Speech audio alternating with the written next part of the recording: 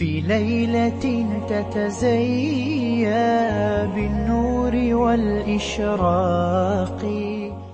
আলহামদুলিল্লাহ والصلاة والسلام على رسول الله وعلى آله وأصحابه ومن بعد। বদনজরের চিকিৎসা বা ঝাড়ফুঁক মনে রাখতে হবে যে বদনজর কিভাবে লাগে। তার আগে বলবো যে বদনজর সত্য, এবার তিনভাবে হয়। একটা হলো হিংসা করে কোনো ব্যক্তির কোনো ভালো দেখে যদি আল্লাহর নাম না নেয়, মাশাআল্লাহ বারাকাল্লাহ না বলে, তাহলে বদনজর লেগে যায়। অর্থাৎ তখন আল্লাহর নাম নিলে শয়তান তার মধ্যে ঢুকে গিয়ে ক্ষতি করে। এটা আশ্চর্য হতে পারে, নিজে বা অন্যের আশ্চর্য হলো, খুব ভালো লাগতেছে। অথবা কেউ যদি ঠাট্টা বিদ্রুপ করে বলে, কিরে তুই এটা বা ওটা হয়ে গেছে, তোর তো এমন লাগে অমন লাগে, সেটাও তিনভাবে লাগে। নিজেরও লাগে, ছেলে মেয়েরও লাগতে পারে, নিজের চোখ। এবং অনেকে মনে করে খারাপ মানুষের বদনজর লাগে না, যে কেউরই লাগতে পারে, যে কারো লাগতে পারে। এমনকি সেটা বাড়ি গাড়ি, যে কোনো মানুষ, জীবজন্তু, ফল ফলের যে কোনো ওপরে নজর লাগতে পারে। নজর লাগার অর্থ তাহলে আমরা বুঝলাম যে কোনো ভালো জিনিস দেখে প্রশংসার সময় যদি আল্লাহর নাম না নেয়, মাশাআল্লাহ বা বারাকাল্লাহ বলে, শয়তান তখন তার ঠিক মাঝে ঢুকে গিয়ে সেটাকে নষ্ট করে। গাড়ি হোক, বাড়ি হোক, ফল হোক, আর গাভীর দুধ হোক বা মানুষ হোক, নিজে হোক, নিজের স্ত্রী হোক, ছেলে মেয়ে। এবং এটা বদনজর সবচেয়ে কঠিন যেটা বদনজর, মানে যেটা খারাপ নজর, সেটা হলো হিংসামূলক। কেন? আরেকটা হলো যদি বিদ্রুপ করে, কী বলে, ঠাট্টা করে।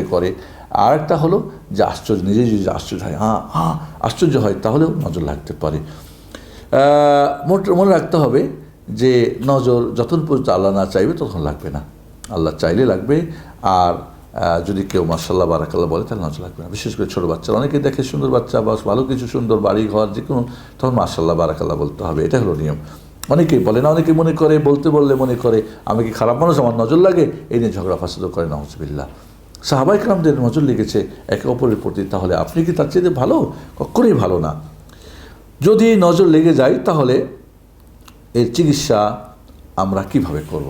প্রথমত, যেই ব্যক্তির মাধ্যমে নজর লেগেছে তাকে যদি আমরা জানতে পারি, তাহলে তাকে গোসল করতে বলতে হবে, অজু করতে বলতে হবে। এবং তার যে হাত, মুখ এবং কী বলে পায়ের কিছু অংশ, তারপরে কোমরের কিছু অংশ ধুয়ে নিয়ে ওই পানিটা দিয়ে কী করতে হবে? চিকিৎসা করতে হবে। ওই পানিটা নিয়ে যাকে নজর লেগেছে তার পিছন থেকে মাথা এবং পিঠের উপরে একটা বাটির মধ্যে নিয়ে জোরে মারতে হবে। এর মাধ্যমে তার নজর কেটে যাবে ইনশাআল্লাহ। আর সেটা যদি জানতে না পারা যায়, তাহলে ঝাড়ফুঁক করতে হবে। ঝাড়ফুঁকের কথা আমরা পরে বলতেছি। তাহলে আসুন, সাহাল রাদিয়াল্লাহু তাআলা আনহুকে ওই কী বলে আমির ইবনে রাবিয়ার বদনজর লিখেছিল। তিনি মাটির মধ্যে ভূপতিত হয়ে গেছিলেন। আল্লাহ নবী বলেন, তোমরা কাউকে কি তহমত দিচ্ছ? বলে, হ্যাঁ, আমির ইবনে রাবিয়া। তো আমির ইবনে রাবিয়াকে নিয়ে গোসল করতে বলেন, এবং গোসল করতে, উজু করতে বলে, সেটা করতে হবে। এটা সুন্নতি নিয়ম। বলা আমার লাগে নাই বা অমুক তমুক বলা যাবে না। বা নিজে যদি কিছু পানি খেয়ে বা চা খেয়েও যদি খাইয়ে দেওয়া যায়, তবু সেখানে ভালো হয়ে যেতে পারে। বিষয়টা অনেক বড়, আমরা সংক্ষিপ্ত বলবো যে আসুন এইভাবে আমরা বদনজরের চিকিৎসা করতে পারি, যদি যার মাধ্যমে নজর লেগেছে তাকে আমরা জানতে পারি। আমরা এরপরে কীভাবে রুকিয়া করব সেটা আলোচনা করব। ওয়া সাল্লাল্লাহু আলা মুহাম্মাদ ওয়া আলা আলিহি ওয়া সাহবিহি আজমাইন। আসসালামু আলাইকুম ওয়া রাহমাতুল্লাহি ওয়া বারাকাতুহু।